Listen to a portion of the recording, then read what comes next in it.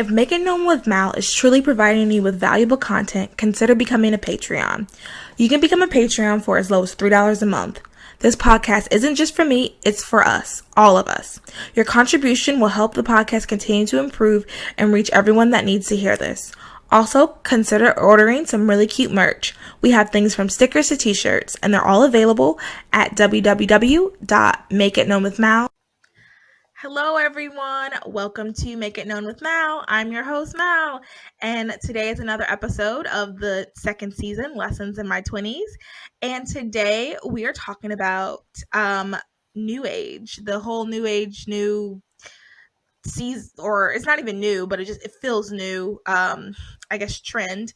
And I have a very, very important, like really special guest, Marcia Montenegro, and she has a ministry called Christian Answers for the New Age.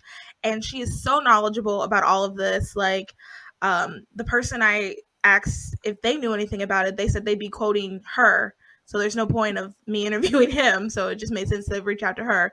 And she so graciously said yes. So I'm super excited for you guys to hear this and learn something. I know I'm going to learn some stuff. I mean, I know I say that every episode, but seriously, this is going to be a really good one. So without further ado, Marcia, can you tell us a little bit about who you are?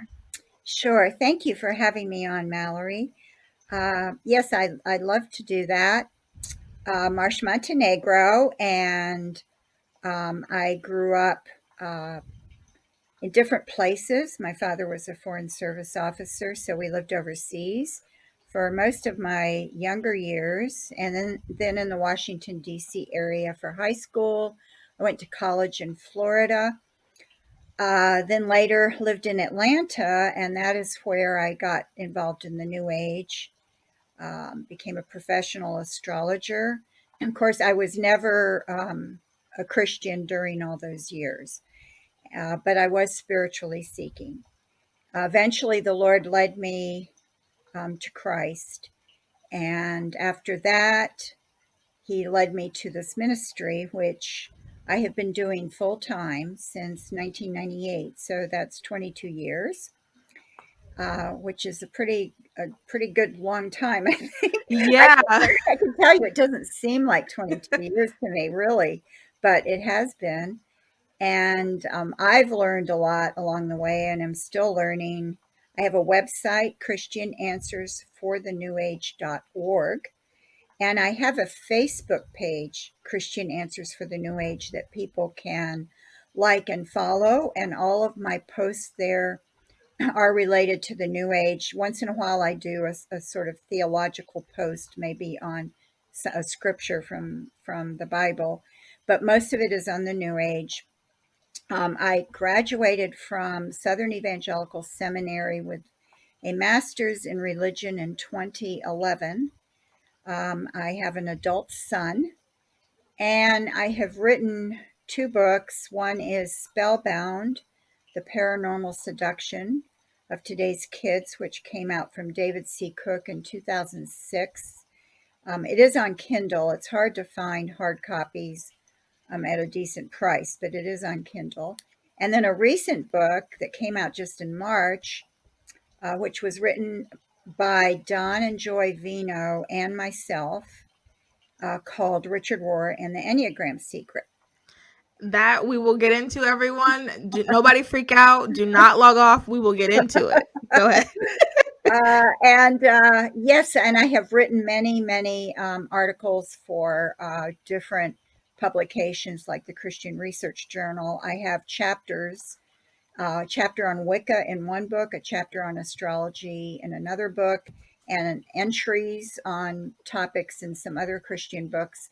And I've spoken all around. I've spoken in 30 states, at churches, conferences, youth retreats, women's retreats, Sunday school classes, etc. What have you? If I could speak and they could get me there, I would go.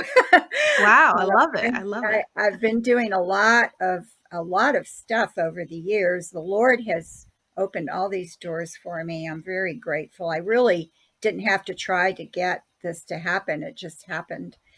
And so I've been very busy. And now I have been busy the last few years, especially on Facebook, and especially, of course, now because people aren't really traveling because of the COVID Yeah. virus. So I've been doing a lot on Facebook, and I've done some sessions like this, podcasts, which I've also done over the years, and video interviews and things like that. So a lot of stuff. Yeah, she's incredibly knowledgeable, everyone, so she knows what she's talking about. And I'm super excited to get into this. So first, if you don't mind, give me like a brief summary of your testimony. And then I'll have a few questions after that. Okay, sure. Yes, and I had mentioned already a little bit about my background. I did go to church because my mother, who was raised Southern Baptist, thought children should go to church. So my sister and I had to go to church, and we went to various churches, and I went to Sunday school. When I was in high school, I went to Sunday school and to youth group. But I had a lot of questions about the Bible and about why certain things were in the Bible, or why was there heaven and hell and things like that. I had friends who were not Christians, and I began to question the truth of Christianity. And when I was about 15 or 16, I pretty much rejected it. I basically had decided to reject it completely. And I decided that when I got into college, I would search. I would do a spiritual searching on my own. Now in college, I didn't have a lot of time for that because I was busy studying and writing papers and taking tests. But I did here and there when I could. And I, met a few people who were kind of searching like myself. I was interested in astrology. I actually had been interested in astrology in high school. And that continued. I was interested in the supernatural. All of that led eventually to a serious spiritual search, reading a lot of different materials. That led to me getting into Eastern religions, Hinduism, Tibetan Buddhism, and then Zen Buddhism, as well as astrology. And I became a professional certified astrologer in Atlanta, Georgia, and started practicing astrology. Then I was teaching astrology, president of the Astrological Society, very, very involved. And then the Lord intervened to me, sort of out of the blue, because I wasn't, disillusioned. I wasn't thinking that I needed to be on another path.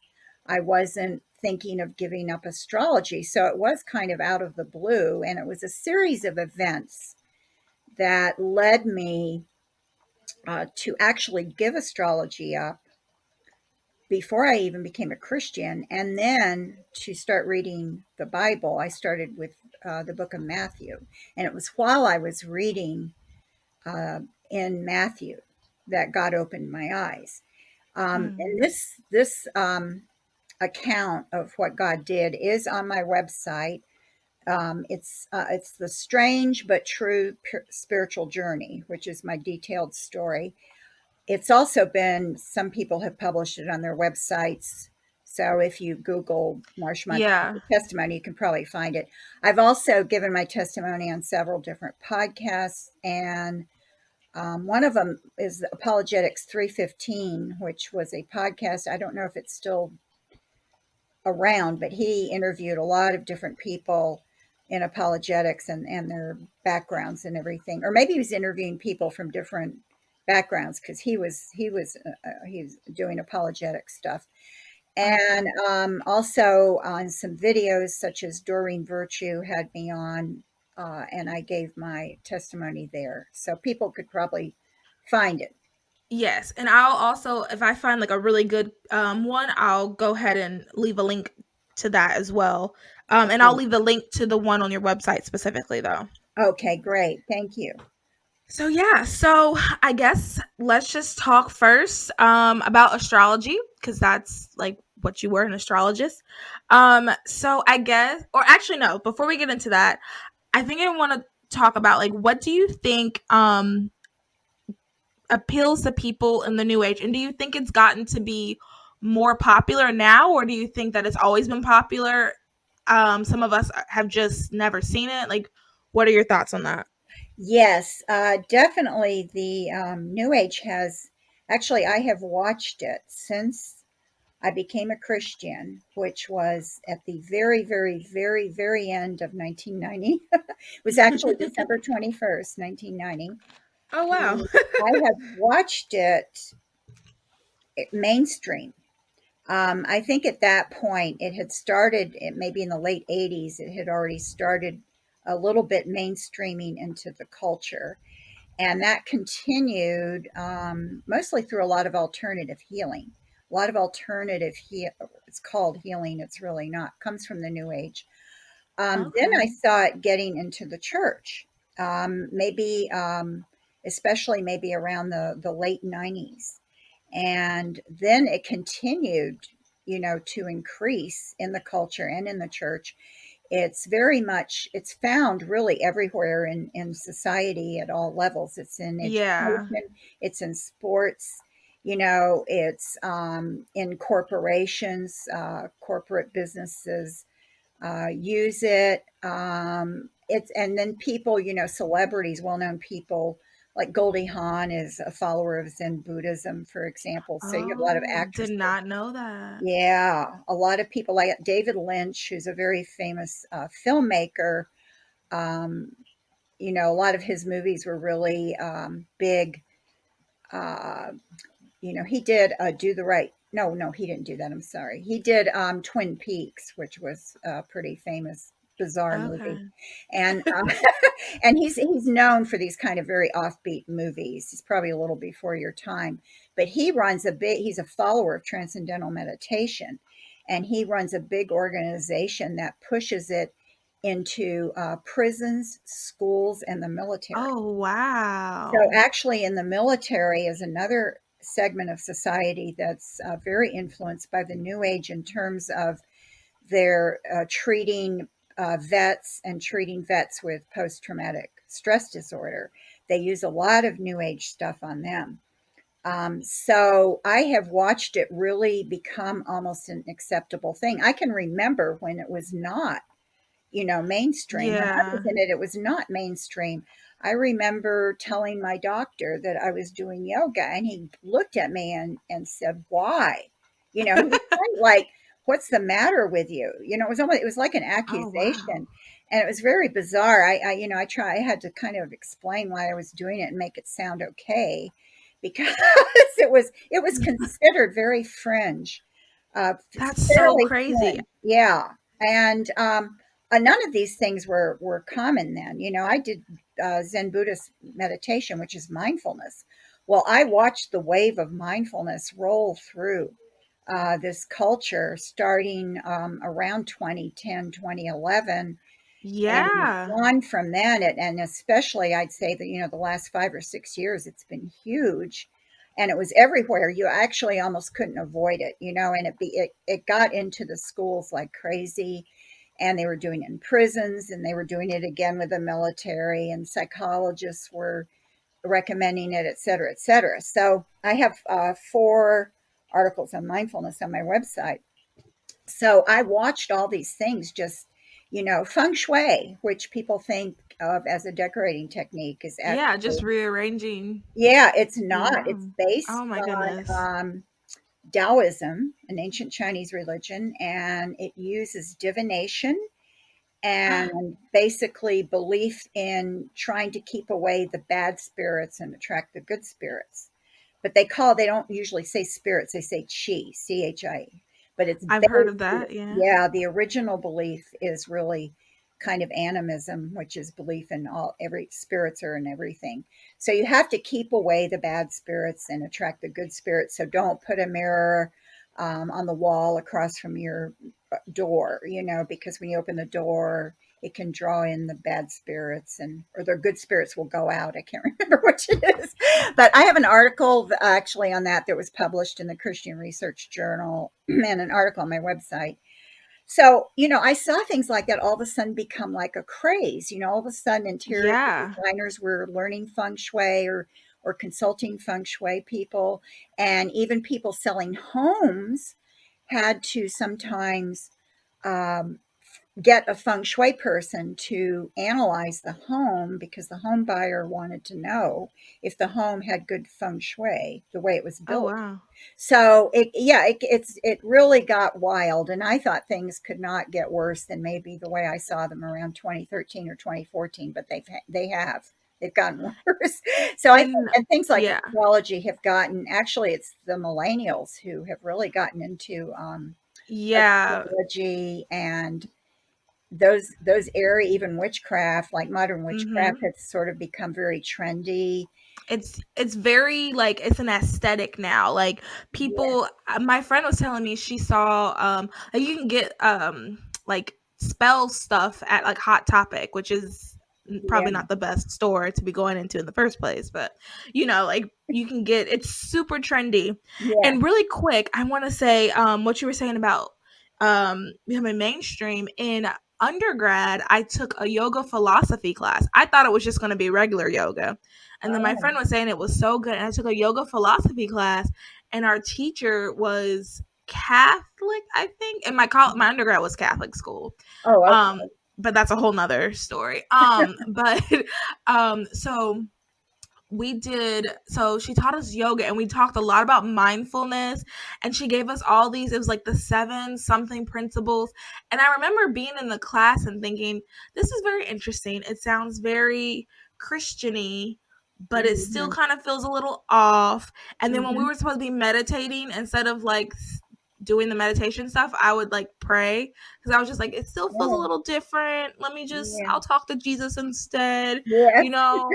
that was good. That was good you did that. Good for you.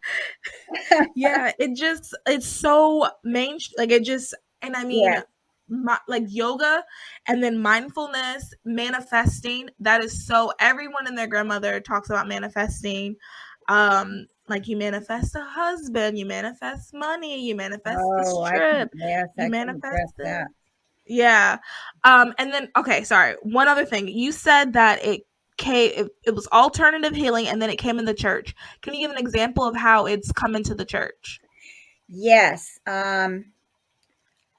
Yes, there's a couple of really big ones that seem to be popular among a lot of Christians. One is called applied kinesiology. And this is where I think a lot of chiropractors and naturopaths use it. And this is where there's different ways to use it, but the main idea is that your body is going to give the information or give the answers. And so they will see, this was done to me in the New Age health food store where I worked for a while and I shopped. And I Oh remember wow. holding holding a bottle of something, I don't know if it's a vitamin or whatever, and I was trying to determine if I should purchase that or not, if that would be good for me. And so they had me hold it, they had me not hold it, and then they pressed on my arm, and then they had me hold it and they pressed on my arm. And so depending on the response of how your arm is holds firm or is pushed down, then that's a yes or no as to whether you should hold that. Wow. Yeah, and they even do it where you can do it like by proxy for a child.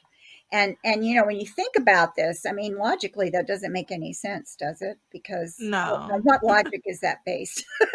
But Yeah. in the New Age idea, it's this belief in the innate intelligence of the body. So there's a wisdom in the body. This is not connected to your mind or your knowledge. It's the wisdom of the body, or some might think of it as sort of an energy in the body. And that wisdom or energy has the answer. And so when Mm. you do these little things, then the body will respond a certain way if that's what you're supposed to buy or supposed to eat or drink or whatever. So they use it for a lot for that. So applied kinesiology has done that. Lots of Christians do it. I have exposed it many times on Facebook. It's very occultic because it's based on this false belief about the body's divine intelligence. Another one is homeopathy. I have a lot of people mad at me when I take on homeopathy, but homeopathy is based on occult principles. First of all, there's a belief in the memory of water. Okay. Now, how can Oh. water have a memory? Because, I mean, water doesn't have a mind. Yeah. I think you have to have a mind to have a memory. And it's based on that. And also, it's based on the belief that the more you dilute something, the more potent it is. Okay, So, that's interesting. yeah, so you take a substance, and also they believe that if they give you something that causes the symptoms of what you have, that will cure you. So if you have a cough, they supposedly get a substance that would cause a cough or congestion or whatever it is. But then they take it and they put it in a solution and they shake it. And they believe by shaking it, the energy is being imparted to the liquid. Oh And they wow. continue to dilute it and shake it and dilute it and shake it until there's hardly anything left of the original substance. But it's supposed to have become very potent through the shaking and dilution. And that's what you get. So basically, homeopathy in most cases has nothing in it. And yet you're paying all this money for it. And at many drugstores, the drugstore around here, they have homeopathic remedies right next to the regular medicines. Wow. And I've heard of that yeah, word, but I've never heard of the water thing. well, yeah, it may not be in water, but some solution. And you can get it in pill form too, but it's still diluted. And That's homeopathy was crazy. very Wow. popular with New Agers. I remember getting homeopathic teething pills for my son when he was a baby. And you Oh pop the wow. pill in their mouth, and it dissolves like right away, so they don't choke on it. And it was Yeah. supposed to help them teething. And yeah, this is based on views that really go back to vitalism, which was a popular view in the like the 1800s, a belief in this vital force in nature, and you could harness it for healing. So that idea is found in a lot of different things. Bach flower remedies, which became aromatherapy, which became essential oils. That's in there. Um, and it's Wait, so part are essential oil, homeopathy. should we not be using essential oils? Well, essential oils is a complicated thing. I'll try to break it down. Okay. Actually, using an essential oil that has been scientifically shown to have properties that have an effect is okay. So there's certain essential oils like tea tree oil which have certain effects that are helpful. Or there may be certain oils that, oil of cloves, I can remember when I was young, that if I had a toothache, my grandmother would say, well, you can get oil of cloves at the drugstore from the pharmacist and put on your gum.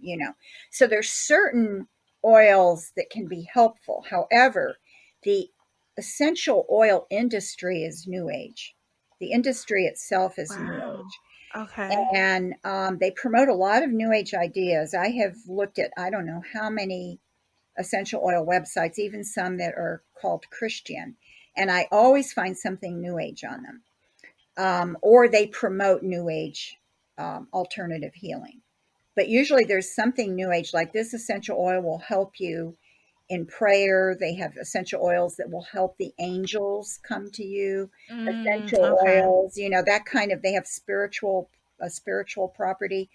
Or they make a lot of false claims. You can use this if you have bad kidneys, or you can use this if you have problems sleeping, and it may not actually do that because they're not regulated. So they can make Right. any claims they want. And two of the biggest essential oil industries are actually, I think they should be shut down. They have made so many fraudulent claims. They've actually been warned several times by the FDA. So I did a lot of posts, Facebook posts on this topic. So what I tell people is, because their first question is usually, "Well, you mean I shouldn't use essential oils?" That's usually the first question. Yeah, And I mean, I have some going right now. I'm like, wait, do I okay, need to turn them off? well, I always say if you're using them for cleaning and aroma, as long as you're careful, because remember they're very highly concentrated. So as long as you Yeah. are careful and you're using them for cleaning or aroma, I don't have an issue for it. You're using them for something Okay, yeah. practical. When you're I just like using the them, smell. yeah, the smell. If you're using them for healing, then you have to be more careful, because it might be that there's false claims involved, or you might be using them the wrong way. Like some people put them on their skin and they're not supposed to. Some people ingest them and you shouldn't ingest them. So there's health, um, or there's possible damage, that could come. But then the other part of it is the spiritual aspect of it, because these companies are so new age and they will promote these ideas that seem okay, like this is going to give you inner peace, or this is going to make you feel relaxed. Yeah, it's true. I know lavender relaxes a lot of the smell of lavender relaxes a lot of people. It doesn't particularly relax me. I like it. It doesn't really make me relax, but a lot of people say it relaxes them. And that's okay, but they go beyond that, and sometimes they make spiritual claims. And this all goes back to the Bach flower remedies, which was found by a man named Bach. And he believed that in plants, there were these properties, spiritual properties, that were healing physically and spiritually. And so he had these ideas about which plants had which properties and cultivated them that way and sold them that way. And I can remember in the 80s when I was in the New Age, I knew about Bach flower remedies, and I knew what they were. I think that we sold some of the remedies in our New Age health food store. And then I recall that that's around the time aromatherapy started becoming a really big thing, and the essential oil industries came right out of that, either in the late 80s or right after that.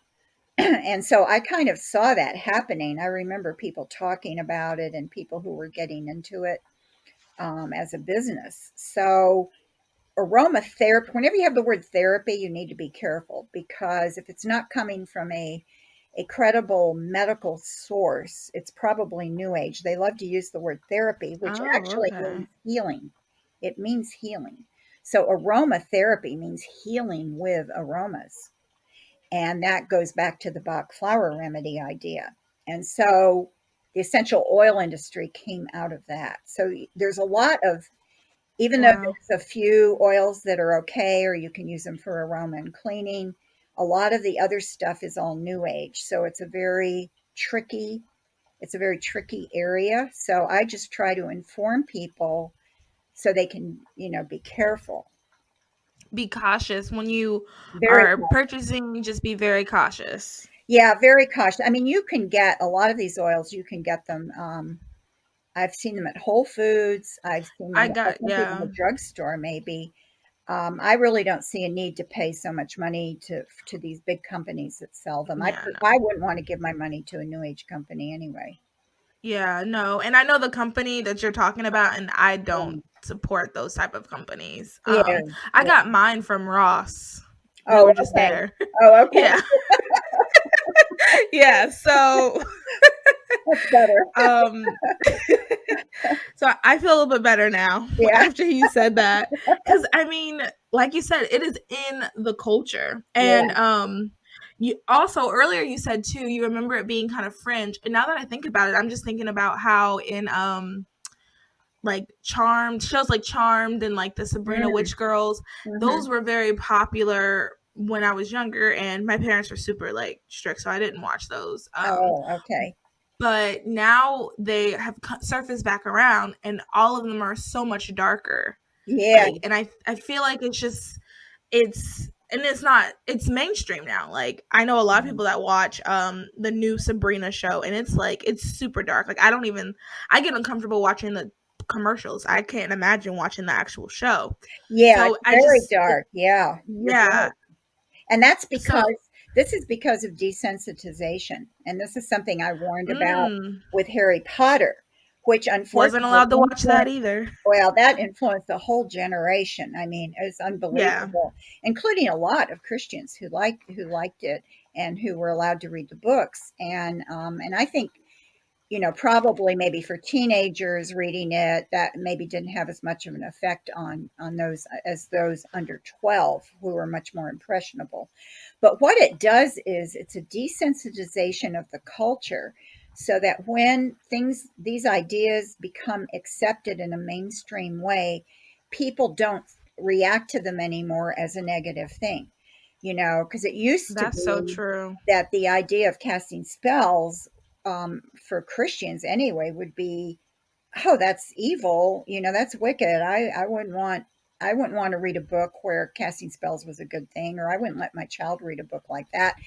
And so it would be even maybe a non-Christians would also agree with that. But now, after Harry Potter, all of a sudden casting spells became this sort of thing, and people were telling me that their child would be on the playground and other children would be playing as though they were casting spells. They would take sticks Mm, and pretend they were wands and they would be casting spells and everything. I know they were just playing, but you see, they're desensitized to the idea, yeah. so that it's not evil anymore. It's like a fun thing, or it's a glamorous thing, or it's an interesting thing. And so as the culture becomes more desensitized, then these ideas become darker, because that's always where the occult goes. It always goes darker. It doesn't go lighter, it goes darker. So it gets darker because the more you give into it, then the more you're willing to take. And so if this idea, which seems light and fun, is okay in the culture, then this idea that's just a little bit darker might slide in. You see, and then by degree Yeah. it gets darker and darker and darker. I definitely see it because, and I was having this conversation with one of my friends the other day about like how if you are like so I don't remember when the first Harry Potter came out, but I distinctly remember in the fourth grade I played soccer with this girl and she was obsessed with it. And I remember asking, and my parents were like, no, absolutely not. And so like my generation, we were all under the age of 12, I feel like. And if you have not seen or watched Harry Potter and when I tell people I didn't read the books, they're, oh my god, what, you didn't read Harry? It's like this big thing. Yeah. And in undergrad, my freshman year, I was hanging out with these girls I met, and they had made a comment about like a Ouija board, and I was like, oh no, I don't mess around with that. And they're like, what? You've never played around with a Ouija board? Like, it was like a weird thing that I had never done that, Yes. and Yes. I was like, no, I don't. I don't mess around. Like, I believe in spirits and things like that. So I'm not gonna, I'm not gonna play with it. Like, I don't. And it just, when you said desensitization, like, that's just really what I thought of. I really feel like that's, I mean, you can see it plain as day. Well, if you're looking for it, I feel like you Yes. can see it plain as day. Like, Yes. it, people are definitely desensitized. And I'll never forget. They were like talking to me like I was weird for have never played with a Ouija board before. I'm like, Yes, no, and I you don't. were, yeah, definitely. And if you weren't reading Harry Potter and all your friends were reading it, you were probably seen as kind of, either people felt sorry for you because you're Yeah, they forced to did. read it, or something wrong with you because you didn't want to read it or whatever. And that really is how it was. I mean, I had a lot of criticism from adults from taking a stand against it. Believe me, I Yeah. had people who were not happy with me. And it's kind of funny. I had so many college students write me because they were writing papers in college on Harry Potter, which is very Yeah. strange to me.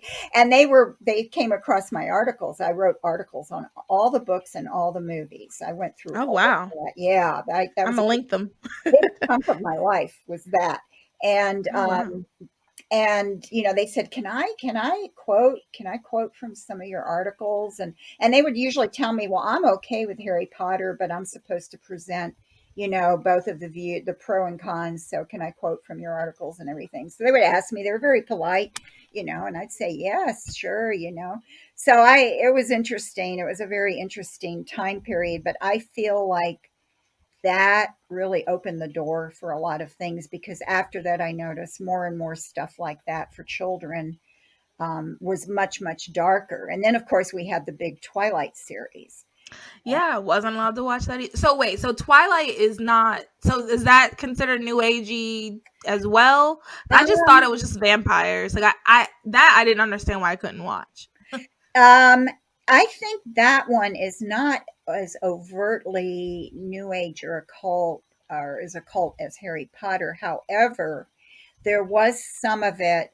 First of all, I thought it was very dark. There's a lot of dark scenes in the book, and a lot of very anti-Christian ideas. For example, Oh, at okay. one point, Bella, who's the heroine who has fallen, in love with this vampire guy, um, says, because now she knows he's a vampire, and there's sort of this idea, well, he's going to live forever and she's going to die. So they, it doesn't make sense for them to be a couple. Plus, he's afraid he would hurt her because he's so strong if they got intimate. So there are those two things going on.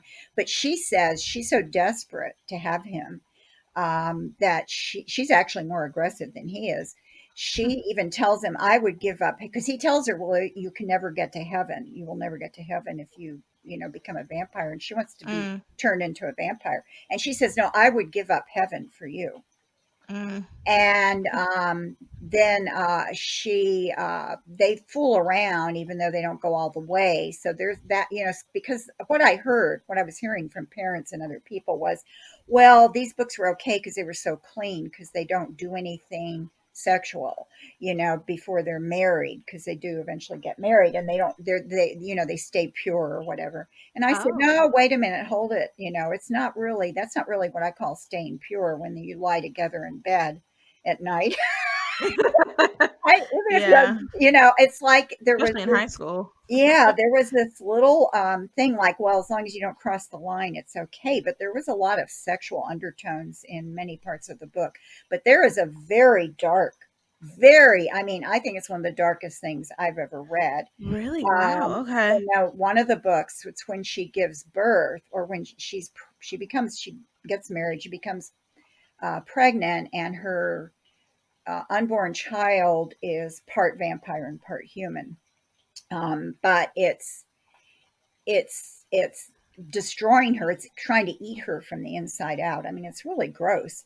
And then Okay. there's a birth scene where her Edward comes to. I think it's him. He comes to. I can't remember if it's him or there's somebody else, and they're both there delivering her child. Um, it's a horrific scene where she's screaming, and there's this child is trying to eat her from the inside out. I mean, I don't even remember it that well, which I'm grateful for. But I was just reading that, like, horrified. I was horrified by that, and I wrote Yeah, about it. wow. I also have articles on those books, and I was horrified, and I thought, and people are telling their mostly it was teenagers who were reading these books, and they were Yeah. thinking they were okay, and I'm like, no, these are not okay. So I had a lot of issues with it. The author, Stephanie Meyer, is a Mormon, and Oh, I did not know that. That's interesting that she yes, wrote that as a it's very Mormon. interesting, because I went online when I was writing the books, and I found some websites discussing it, of people who had been Mormons and saying how they saw the Mormon themes in the book. And so I think I mentioned that Oh. in one of my articles, like when Edward and Bella um, become both vampires, then you don't need to sleep anymore. So, like, the vampire's house didn't have, he lived with his quote unquote family, and they didn't have any beds in the house. When Bella first goes there, Oh. he says, well, we don't need to sleep. So they don't need to sleep, and they just have this wonderful kind of perfect life. And one of the things I saw from one of the ex-Mormons was, this was like what the Mormons call exaltation, which is when they're taken, like, to the highest level of heaven or something, if you're a good Mormon. I'm not an expert on Mormon theology. I know a little Okay. bit. I know some things, but I know that that's exaltation. And so this person said, well, that's supposedly like exaltation. You can, have as much sex as you want. You don't need to sleep and all this kind of stuff. So because that, Hmm. Mormons think that after you die, you go to a special little place with your family. Plant. Yeah. Yeah, and you live with Yeah. your family. So that idea sort of seems to be in Twilight. So there's these very Hmm. unbiblical ideas about life and death, and about what sexual purity is. And a few of the vampires have what you might call kind of occult powers, like they supposedly can read other people's minds, or they can cause somebody else to feel pain. They have these special gifts.